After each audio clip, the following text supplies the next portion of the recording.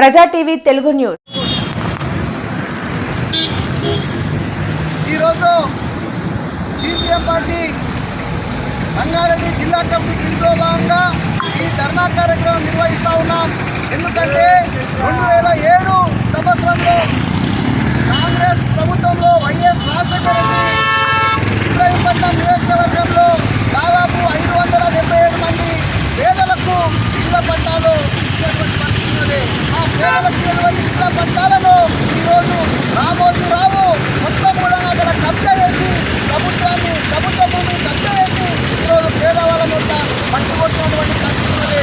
CPM పార్టీగా గత 15 సంవత్సరాల నుంచి అనేక పోరాటాలు నిర్వహిస్తున్న కూడా ఈరోజు ప్రభుత్వము పోలీసు యంత్రాంగం అంతా కూడా ఈరోజు రామోజీరావుకు సపోర్ట్ చేస్తున్నారు తప్ప పేద ప్రజల పక్కన మాత్రం ప్రభుత్వాలు లేనటువంటి పరిస్థితి ఉన్నది.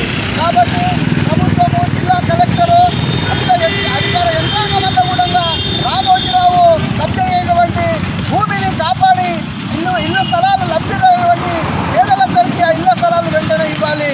అలా ఇవ్వకుండా ఈరోజు సిపిఎం పార్టీ ఆ పోరాటంలో ఉన్నటువంటి సిపిఎం పార్టీ నాయకులపైన ఈరోజు అక్రమ కేసులు పెట్టి వాళ్ళను అరెస్ట్ చేయడం అనేది సిపిఎం పార్టీ కేవలం డిజైన్